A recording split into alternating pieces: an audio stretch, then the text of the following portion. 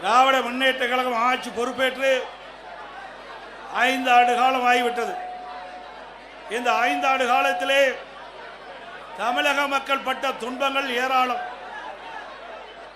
இன்றைக்கு ஒவ்வொரு நாளும் மக்கள் படுகின்ற துன்பம் இந்த ஆட்சியாளர் அதை பற்றி கவலைப்படாமல் மக்கள் எக்கேடு கெட்டு போனாலும் பரவாயில்லை, தன் குடும்பம் மட்டும் செழித்து வளர்ந்தால் போதும் என்ற நிலையிலே இருக்கின்ற முதலமைச்சர் இன்றைக்கு இந்த நாட்டை ஆண்டு கொண்டிருந்தார். இன்றைக்கு மக்களுக்கு விடுவு காலம் பிறக்கின்ற காலம் வந்துவிட்டது. திராவிட முன்னேற்ற கழகம் எப்பொழுது ஆட்சியிலே அமர்ந்ததோ அன்று முதல் இன்று வரை எங்கே பார்த்தாலும் கஞ்சா விற்பனை, போதைப் பொருள் விற்பனை, கள்ளச்சாராய விற்பனை, இப்படி தமிழகம் முழுவதும் சர்வசாதாரணமாக கிராமத்தில் இருந்து நகரம் வரை போதை நடமாட்டம் அதிகரித்து விட்டது. போதைப் பொருள் விற்பனை ஜரூராக தமிழகத்திலே நடந்து கொண்டிருக்கின்றது. இதை பற்றியெல்லாம் கவலைப்படாத முதலமைச்சர், பொம்மை முதலமைச்சர், ராணியற்ற முதலமைச்சர், திறமையற்ற முதலமைச்சர் திரு ஸ்டாலின் அவர்கள் இன்றைய தினம் நம்முடைய குழந்தைகளை சிறப்பான கல்வி கிடைக்க வேண்டும் என்ற அடிப்படையிலே பள்ளிக்கு அனுப்புகிறோம், கல்லூரியிலே படிக்க வைக்கின்றோம். அவருடைய எதிர்காலம் சிறக்க வேண்டும் என்ற அடிப்படையிலே எவ்வளவு கஷ்டத்துக்கு இடையிலும் நாம் பெற்ற பிள்ளை எதிர்காலத்திலே சிறப்பாக வாழ வேண்டும் என்ற அடிப்படையிலே நாம் பள்ளிக்கும் கல்லூரிக்கும் அனுப்பி வைக்கின்றோம். ஆனால் இன்றைய ஆட்சியாளருடைய கொடுமையால் அந்த பள்ளி மாணவர்கள் கல்லூரிகள் அருகிலே கஞ்சா விற்பனையால் இன்றைக்கு அந்த மாணவர்கள் அதற்கு அடிமையாகி அவள் சீரழியக்கூடிய காட்சி தமிழகத்திலே பார்க்கப்படுகிறது. இன்றைக்கு பத்திரிகையில் ஊடகங்கள் வருகின்ற பெரும்பாலான செய்தி இன்றைக்கு மாணவர்கள், இளைஞர்கள், பொதுமக்கள் போதைப் பொருளுக்கு அடிமையாகி சீரழியக்கூடிய காட்சியை அவ்வப்போது தொலைக்காட்சியிலும் பத்திரிகையிலும் பார்க்கக்கூடிய அவலங்களை கடந்த திராவிட முன்னேற்ற கழக ஆட்சியிலே பார்க்கப்படுகிறது. நெஞ்சையே பதற வைக்கின்ற சம்பவம் ஒன்று நடந்தது. திருநெல்வேலியிலே 9ஆம் வகுப்பு படிக்கின்ற மாணவிகள் பள்ளியிலே மது அருந்தக்கூடிய காட்சி எவ்வளவு வேதனையாக ஒரு சம்பவம் என்பதை நாம் எண்ணி பார்க்க வேண்டும். நம்முடைய குழந்தையுடைய எதிர்காலத்திற்காக பள்ளிக்கு அனுமதிக்கின்றோம். ஆனால் இந்த விடியா திமுக ஆட்சியிலே படிக்கிற காலத்திலே பள்ளியிலே மாணவிகள் மது அருந்துகின்ற காட்சி பத்திரிகையில் ஊடகத்தில் வருகின்றது. ஒரு வேதனையான சம்பவம். அதை பற்றியெல்லாம் இந்த அப்பா ஸ்டாலின் கவலைப்படுவதாக தெரியவில்லை. இன்றைக்கு தமிழகத்தில் உளவுத்துறை இருக்கின்றதா என்று மக்கள் கேட்கின்ற நிலைக்கு உளவுத்துறையுடைய செயல்பாடு செயலிழந்து இருக்கின்றது. இப்படிப்பட்ட சம்பவங்கள் நடைபெறுகின்ற பொழுது, போதைப் பொருள் விற்பனை அதிகரிக்கின்ற பொழுது அரசுக்கு உரிய முறையிலே தெரிவித்து அந்த உளவுத்துறை செயல்பட்டு இருக்க வேண்டும். ஆனால் தமிழகத்தில் இருக்கின்ற உளவுத்துறை திரு கருணாநிதி குடும்பத்திற்கு, ஸ்டாலின் குடும்பத்திற்கு ஏவல் செய்கின்ற உளவுத்துறையாகத்தான் பார்க்கப்படுகிறது. இன்றைக்கு போதை ஆசாமிகள் அவர்களை பிடிக்க செல்கின்ற காவலர்களை கண்மூடித்தனமாக தாக்கின்றார்கள். காவலருக்கே இந்த ஆட்சியில் பாதுகாப்பு இல்லாத ஒரு சூழ்நிலை விடியா திமுக ஆட்சியில் தான் பார்க்கப்படுகிறது. சில இடத்திலே அந்த போதை ஆசாமிகளால் கைது செய்ய முற்படுகின்ற பொழுது கத்தி காட்டி காவலர்களை மிரட்டுகின்ற காட்சி நாம் பத்திரிகையிலும் ஊடகத்திலும் பார்க்கக்கூடிய அவலங்களை தமிழகத்தில் இன்றைக்கு நிலவிக் கொண்டிருக்கின்றது.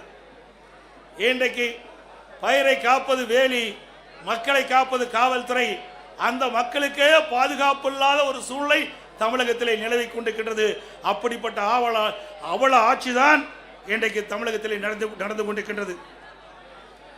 இன்றைக்கு சென்னை மாநகரம் பட்டம் பகலிலே ஒரு அரசியல் கட்சி தலைவர் ஆம்ஸ்ட்ராங் வெட்டி படுகொலை செய்யப்படுகிறார்.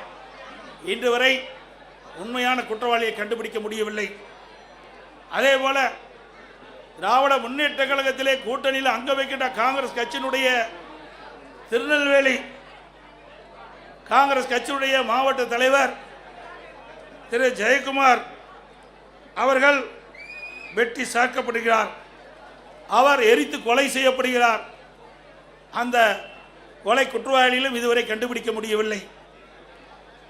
இன்றைக்கு ஒரு 15 நாட்களுக்கு முன்பு நாங்குநேரில் இருசக்கர வாகனத்தில் போதை ஆசாமிகள் சாலையிலே சென்று கொண்டிருந்தவர்களை வெட்டி சாய்க்கின்றார்கள். அதில் 2 பேர் படுகொலை செய்யப்படுகிறார். அதே போல சிவகங்கை மாவட்டம் அந்த பகுதியில் இருசக்கர வாகனத்தில் போதை ஆசாமில் சென்று கொண்டிருந்த பொழுது சாலை ஓரமாக நின்றவர்களை வெட்டி சாய்க்கப்படுகின்ற காட்சி இந்த ஆட்சியிலே பார்க்கப்படுகிறது. இந்த ஆட்சியிலே பாலியல் வன்கொடுமை நடக்காத நாளே இல்லை. இன்றைக்கு கிருஷ்ணகிரியில் 2 வயது குழந்தையை கூட விட்டு வைக்கலை. திராவிட முன்னேற்ற கழக கட்சியை சேர்ந்த ஒருவர் 2 வயது பச்சிளம் குழந்தையை பாலியல் சீண்டல் ஆளாக்கி கொலை செய்யப்படுகின்ற நிகழ்வு இந்த ஆட்சியிலே தான் பார்க்கப்படுகிறது. நாமக்கல் மாவட்டம் குமராபாளையத்தில் வீதியிலே விளையாடி கொண்டிருந்த 9 வயது சிறுமியை ஒரு காம கொடுகிறன் அந்த சிறுமியை அழைத்து சென்று பாலியல் வன்கொடுமை செய்யப்பட்ட காட்சி தொலைக்காட்சியிலே நாம் பார்த்தோம். இதையெல்லாம் எந்த அளவுக்கு இந்த ஆட்சியிலே கொடுமை நடந்து கொண்டிருக்கின்றதை நாம் எண்ணி பார்க்க வேண்டும். இன்றைக்கு மதுராந்தகம் அருகிலே இருசக்கர வாகனத்திலே சென்று கொண்டிருந்த ஒரு பெண்மணியை சில பேர் கடத்தி சென்று பாலியல் வன்கொடுமை செய்கின்ற நிகழ்வு இந்த ஆட்சியிலே தான் பார்க்கப்படுகிறது. அண்மையிலே 3 நாட்களுக்கு முன்பு தூத்துக்குடி மாவட்டம் விளாத்திக்குளம் பகுதியிலே பள்ளியிலே படிக்கின்ற மாணவி அந்த மாணவியை கடத்தி சென்று பாலியல் வன்கொடுமை செய்து கொலை செய்கின்ற ஒரு துர்ப்பாக்கியமான ஆட்சி இந்த ஆட்சியிலே பார்க்கப்படுகிறது. அந்த உடலை வாங்க 3 நாட்கள் அந்த சம்பந்தப்பட்ட பெற்றோர்களுடைய உறவினர்கள் சாலையிலே மறியல் செய்த காட்சி நாம் தொலைக்காட்சியிலே பார்த்தோம். அதே போல அண்ணா நகரிலே ஒரு சிறுமி பாலியல் சீண்டலுக்கு ஆளாக்கப்பட்டு நீதிமன்றம் மாநில காவல்துறை விசாரிக்கப்பட்டால் நியாயம் கிடைக்காது என்று சிபிஐ விசாரிக்க வேண்டும் என்று தீர்ப்பளிக்கப்பட்டது. அதை எதிர்த்து வெக்கங்கட்ட அரசு உச்சநீதிமன்றத்தில் மேல்முறையீடு செய்கிறது. அப்படி என்றால் கொலை குற்றவாளிகளை இந்த அரசு எப்படி பாதுகாக்குது என்பதை நாம் எண்ணி பார்க்க வேண்டும். அதே போல கள்ளக்குறிச்சியிலே கள்ளச்சாராய் அருந்தி சுமார் 68 பேர் மரணம் அடைந்தார்கள். அதற்கு ஆளுங்கட்சி சேர்ந்தவர்கள் துணை நின்ற காரணத்தினாலே ஆளுங்கட்சியில் இருக்கின்ற அந்த நபர்கள் தப்பித்து விடக்கூடாது என்பதற்காக மாநில காவல்துறை விசாரிக்கப்பட்டால் நியாயம் கிடைக்காது என்ற அடிப்படையிலே அனைத்து இந்திய அண்ணா திராவிட முன்னேற்ற கழகம் உயர்நீதிமன்றத்திலே இந்த வழக்கை சிபிஐ விசாரிக்க வேண்டும் என்று வழக்கு தொடர்ந்து நீதிமன்றம் சிபிஐ விசாரிக்கலாம் என்று தீர்ப்பளிக்கப்பட்டது. ஆனால் இந்த விடியா திமுக அரசு உச்ச நீதிமன்றத்திலே மேல்முறையீடு செய்தது. இதிலிருந்து நாம் பார்க்க வேண்டும், குற்றவாளிகளுக்கு துணை நிற்கின்ற அரசாங்கமாக திரு ஸ்டாலின் அரசு செயல்பட்டது என்பதை நிரூபணமாயிருக்கின்றது. அதே போல அண்ணா பல்கலைக்கழகத்திலே மாணவி பாலியல் சீண்டலுக்கு ஆளாக்கப்படுகிறார். அதிலே ஒரு அமைச்சர் திமுக கட்சி சேர்ந்தவர்கள் எல்லாம் ஈடுபட்டிருக்கின்றார்கள். ஆனால் அந்த வழக்கு நீத்து போகின்ற அளவுக்கு இன்றைய நிலைமை இருக்கின்றது. மீண்டும் அண்ணா திமுக ஆட்சி மலரும், இதை தூசி தட்டி எடுக்கப்பட்டு உண்மை குற்றவாளிகளை சட்டத்தின் முன் நிறுத்தப்படுவார்கள். அதே போல இன்றைய ஆட்சியாளர்களை தினந்தோறும் கனிம வளங்கள் கொள்ளையடிக்கப்படுகின்றன. இன்றைக்கு கரூரிலே ரவுடிகளை வைத்து ஒரு நாள் ஒன்றுக்கு 3000 லாரிகளில் மணல் அள்ளப்படுகின்றது. தினந்தோறும் 1.5 கோடி ரூபாய்க்கு கனிம வளங்கள் கொள்ளை போகின்றன. பகிரங்கமாக மணல் கடத்தப்படுகிறது. நம்முடைய முன்னாள் அமைச்சர் அருமை சகோதரர் விஜயபாஸ் அவர்கள் காவல் நிலையத்தில் புகார் கொடுக்கின்றார். அங்கிருக்கின்ற மாவட்ட ஆட்சித்தளத்தில் புகார் கொடுக்கின்றார். சம்பந்தப்பட்ட துறை அதிகாரிடத்திலே புகார் கொடுக்கின்றார். எந்த புகாரும் அவர் எடுத்துக் கொள்ளப்படவில்லை. அதிகாரியுடைய துணை கொண்டு இதுவரை மணல் கொள்ளை சர்வசாதாரணம் நடந்து கொண்டிருக்கிறது. அங்கே ஒரு திமுக முன்னாள் அமைச்சர் முழுமையாக இந்த கனிம வள கொள்ளையிலே ஈடுபட்டிருக்கின்றார். ஆக இப்பொழுது இருக்கின்ற அதிகாரிகள் அத்தனை பேரும் இந்த கனிம வள கொள்ளைக்கு துணை வகிக்கின்றார்கள். அனைத்து இந்திய அண்ணா திராவிட முன்னேற்ற கழக அரசு உங்களுடைய மகத்தான ஆதரவிலே ஆட்சி அமைந்தவுடனே இந்த கனிம வள கொள்ளையிலே யாரெல்லாம் ஈடுபட்டார்கள், யாரெல்லாம் இதற்கு துணை நின்றார்கள், அவர்கள் மீதெல்லாம் சட்ட ரீதியாக நடவடிக்கை எடுக்கப்படும் என்பதை நேரத்தில் தெரிவித்துக் கொள்கின்றேன்.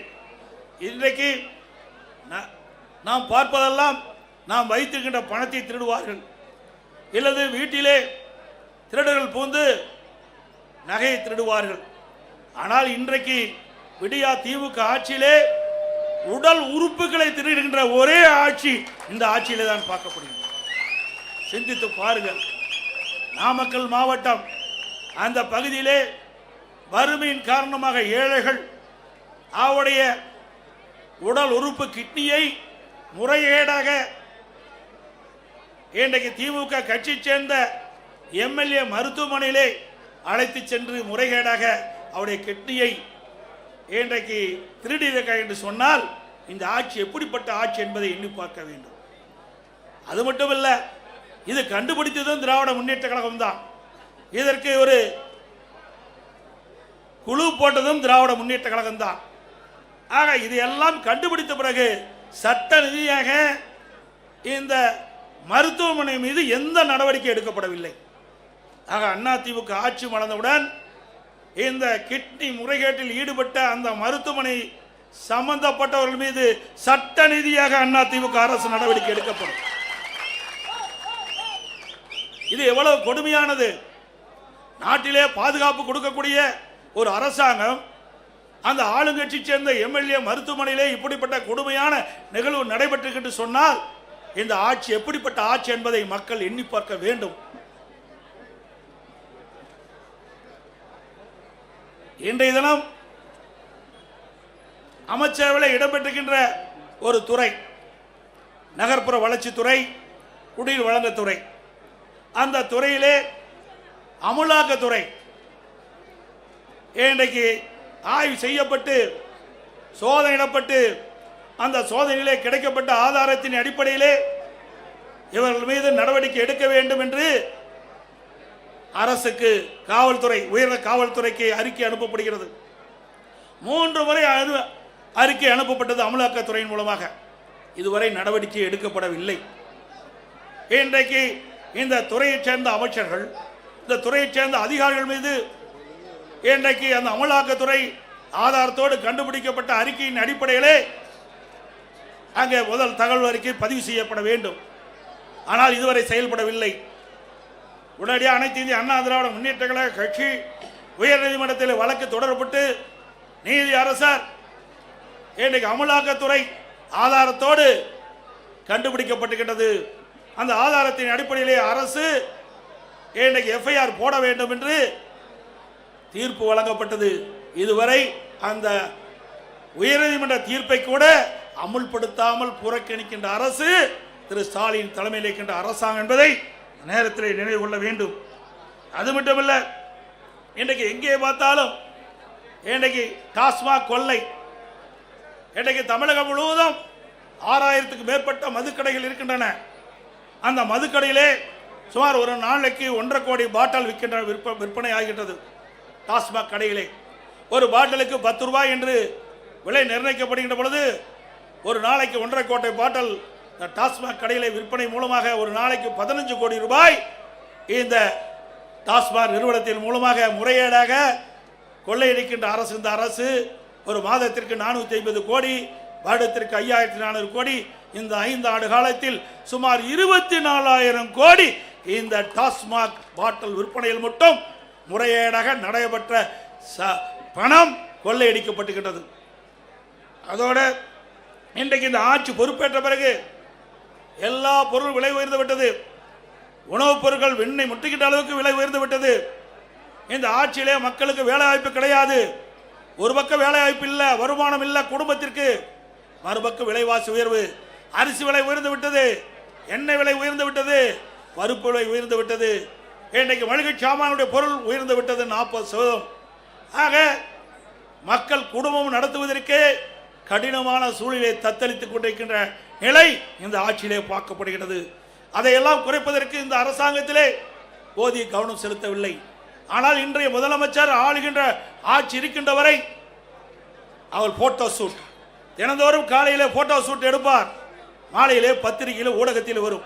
அதுதான் இந்த 5 ஆண்டு காலத்தினுடைய இந்த விடியா திமுக ஆட்சியுடைய சாதனை என்பதை நாட்டு மக்கள் அறிவார்கள். அதேபோல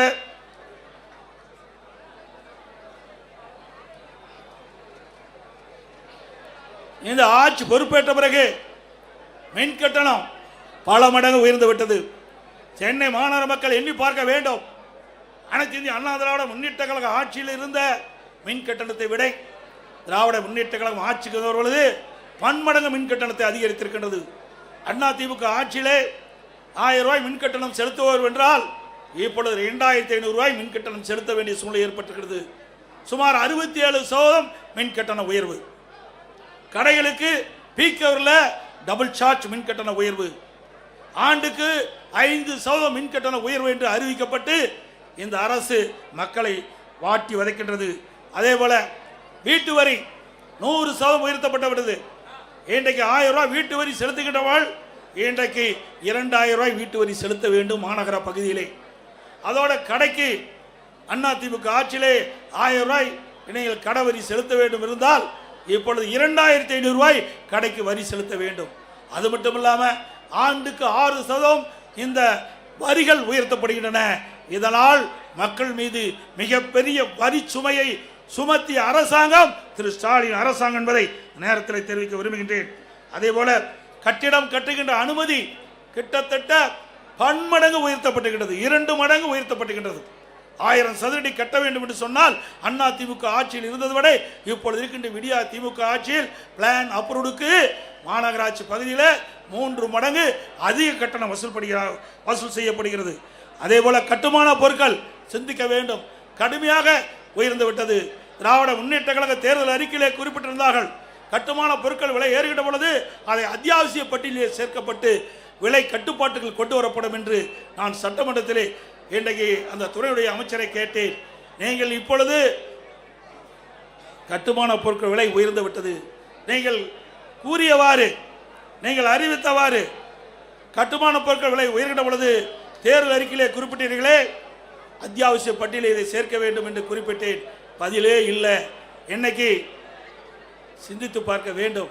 கட்டுமான பொருட்கள் கட்டுக்கடங்காத விலையாக உயர்ந்து விட்டது. கம்பி டன் 40,000 ரூபாய்க்கு அண்ணா திமுக ஆட்சி இன்னைக்கு 60,000 ரூபாய்க்கு விற்கிது. சிமெண்ட் ஒரு மூட்டை அண்ணா திமுக ஆட்சியில் 240, இன்னைக்கு 340 ரூபா. அதுபோல எம்சாண்ட் 3000 ரூபாய்க்கு விற்ற எம்சாண்ட் 5500 ரூபா.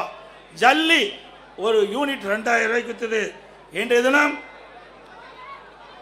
6000 ரூபாய்க்கு விற்கிறது. இப்படி பன்மடங்கு கட்டுமான பொருட்களுடைய விலை உயர்ந்தனால கட்டுமான தொழில் கடுமையாக பாதிக்கப்பட்டது. லட்சக்கணக்கான தொழிலாளர்கள் பாதிக்கப்பட்டார்கள். இன்றைக்கு வீடு கட்டுகின்றவர்கள் மிகுந்த வேதனைக்கு உட்பட்ட நிலை இன்றைக்கு உருவாக்குகிறது. அது மட்டுமல்ல, ஸ்டாலின் எப்பொழுது பார்த்தாலும் சொல்லுகிறார் இந்தியாவிலேயே முதல் மாநிலம் தமிழ்நாடு என்று சொல்லுகிறார். எதில் முதல் மாநிலம்? கடன் வாங்குவதிலே முதல் மாநிலம் தமிழ்நாடு. அத்தனை பேரும் கடன்காரனா ஆக்குனது திமுக ஆட்சியில, மறந்துவிடக் கூடாது. இந்த கடனெல்லாம் நாம் தாம் அடைக்க வேண்டிய சூழ்நிலைக்கு தள்ளப்பட்டிருக்கும் என்பதையும் எண்ணி பார்க்க வேண்டும். அதோடு இன்றைக்கு திராவிட முன்னேற்ற கழக ஆட்சி அமைந்த பிறகு 2026 மொத்த கொலைகள் 110 கொலைகள் இந்த ஆண்டு மட்டும் நடந்திருக்குது. பிப்ரவரி 2026 மொத்த கொலைகள் எண்ணிக்கை 84, மார்ச் 17 எண்ணிக்கை 52. கடந்த 75 நாட்களில் நடந்த மொத்த கொலை எண்ணிக்கை 246 கொலைகள் நடக்குது. கொலைகள் நடக்காத நாளே இல்லை. இந்த ஆட்சி பொறுப்பேற்றது மக்களுக்கு பாதுகாப்பு இல்லை, இன்றைக்கு சிறுமிகளுக்கு பாதுகாப்பு இல்லை, பெண்களுக்கு பாதுகாப்பு இல்லை, ஒட்டுமொத்த தமிழ்நாட்டு மக்களுக்கே பாதுகாப்பு இல்லாத ஒரு சூழ்நிலை நிறைந்த மாநிலம் தமிழ்நாடு. இன்றைக்கு கடந்த ஒரு இடத்தில் நடந்த கொலைகள் எண்ணிக்கை மட்டும் 1408. இதை அதிகாரிகளை வைத்து இன்றைக்கு பேட்டி கொடுக்குறாங்க. ஏன் ஆட்சியாளர்கள் பேட்டி கொடுக்க முன் வரல? ஏன்னா அவ்வளவு பிரச்சனை இந்த ஆட்சியில் இருக்கின்ற காரணத்தினால அவர்களால் முன் வந்து இந்த செய்தியை மக்களிடத்திலே தைரியமாக சொல்ல முடியாத ஒரு அவல ஆட்சி திமுக பார்க்கப்படுகிறது என்பது நேரத்தில் தெரிவிக்க விரும்புகின்றேன். அது மட்டுமல்ல, இன்றைக்கு லாக்அப் மரணம் சிந்திச்சு பாருங்க. சிவகங்கை மாவட்டம் கோயில் காவலாளி அஜித்குமார் ஒரு திருட்டு வழக்கில் வேண்டுமென்றே திட்டமிட்டு அவர் மீது வழக்கு பதிவு செய்யப்பட்டு அவர் கஸ்டடியிலே கொலை செய்யப்பட்டுகின்ற நிகழ்வு இந்த ஆட்சியிலே தான் பார்க்கப்படுகிறது. ஆகாஷ் லாக்அப் மாறணும். அவர்களும் இன்றைய நிலையில் இந்த ஆட்சியாளர் கொடுமையால் இன்றைக்கு அந்த உயிரை நாம் இழந்திருக்கின்றோம். இன்றைக்கு திராவிட முன்னேற்ற கழகம் 2021 சட்டமன்ற பொதுத் தேர்தலில் சுமார் 525 அறிவிப்புகள் வெளியிட்டாங்க. 1% அறிவிப்புகள் கூட 1/4 அறிவிப்பு கூட இதுவரைக்கும் நிறைவேற்றப்படவில்லை. அத்தனையும் பொய். இன்றைக்கு ஸ்டாலின் சட்டமன்றத்திலும் இன்றைக்கு ஊடகத்திலும் அவர் பேசுகின்ற பொழுது, கருத்துக்களை சொல்லுகின்ற பொழுது, திராவிட முன்னேற்ற கழகம் 98% அறிவிப்புகள் நிறைவேற்றப்பட்டதாக ஒரு பச்சை பொய்யை இன்னைக்கு மக்களிடத்திலே சொல்லிக் கொண்டிருக்கின்றார். அத்தனையும் பொய். மக்கள் புரிந்து கொண்டார்கள். இந்த ஆட்சியை விரட்டி அடிக்க மக்கள் முன் வந்து விட்டார்கள். இன்றைக்கு கொடுக்கப்பட்ட வாக்குறுதியை நிறைவேற்றாத காரணத்தினாலே அரசு ஊழியர்கள் வீதியிலே வந்து போராடக்கூடிய சூழ்நிலைக்கு தள்ளப்பட்டார்கள். அதே போல தூய்மை பணியாளர்கள் எப்படி கொடுமைப்படுத்தினார்கள் இந்த ஆட்சியிலே என்பது அத்தனை பேருக்கும் தெரியும். ஊடகத்திலும் பத்திரிகையிலும் பார்த்தோம். அப்படி தூய்மை பணியாளர்களையும் கொடுமைப்படுத்திய அரசாங்கம் விடியா திமுக அரசும். அதே போல கொடுக்கப்பட்ட வாக்குறுதியை நிறைவேற்ற வேண்டும் என்று பகுதி நேர ஆசிரியர்கள், சத்துணவு அமைப்பாளர்கள் வீதியிலே வந்து போராடுகின்ற நிலை இந்த ஆட்சியிலே பார்க்கப்பட்டது என்ற செய்தி இந்த நேரத்தில் தெரிவித்து, இன்றைக்கு இவ்வளவு பிரச்சனைக்கு காரணம் சட்ட ஒழுங்கு நிரந்தர டிஜிபி நியமிக்கல. கிட்டத்தட்ட 9 மாத காலமாக நீதிமன்றம் குறிப்பிட்டு கூட இன்னும் தமிழகத்தில் ஒரு நிரந்தர சட்ட ஒழுங்கு டிஜிபியை நியமிக்க முடியாத ஒரு திராணற்ற அரசு விடியா திமுக அரசாங்கம் என்பதை நேரத்தில் தெரிவித்து, இனியாவது பத்திரிகையாளர் ஊடக நண்பர்களும் தகுதியுமா செய்தி போடுங்க. இத்தனை நாள் பயந்து இருந்தது போது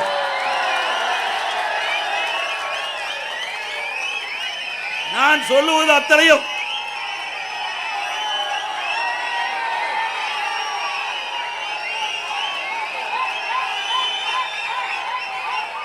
நான் இதுவரைக்கும் சொன்ன செய்திகள் அத்தனையும் பத்திரிகையிலும் ஊடகத்திலும் வந்தவை, நாங்களாக தெரிவித்து சொல்லவில்லை. ஆகவே இந்த உண்மை செய்திகள் எல்லாம் நாட்டு மக்களுக்கு கொண்டு போய் சேர்க்க வேண்டிய கடமை ஊடக நண்பர்களுக்கும் பத்திரிகைகளுக்கும் இருக்கின்ற என்பதை உணர்ந்து நடுநிலையோடு செயல்பட்டு நாட்டு மக்களை பாதுகாப்பதற்கு நீங்கள் அத்தனை பேரும் ஊடக நண்பர்களும் பத்திரிகைகளும் துணை நிற்க வேண்டும் என்று அன்போடு உங்களை கேட்டுக்கொள்கின்றேன். மக்கள் ஒரு ஆட்சி அகற்றப்பட வேண்டும். குடும்ப ஆட்சிக்கு முற்றுப்புள்ளி வைக்கின்ற தேர்தல் இந்த தேர்தல். ஊழல் விளம்பரம் மட்டும் செய்த திமுக ஆட்சியின் ஆட்டம் கடந்த 15ஆம் தேதியோடு முடிவு கட்டப்பட்டு விட்டது.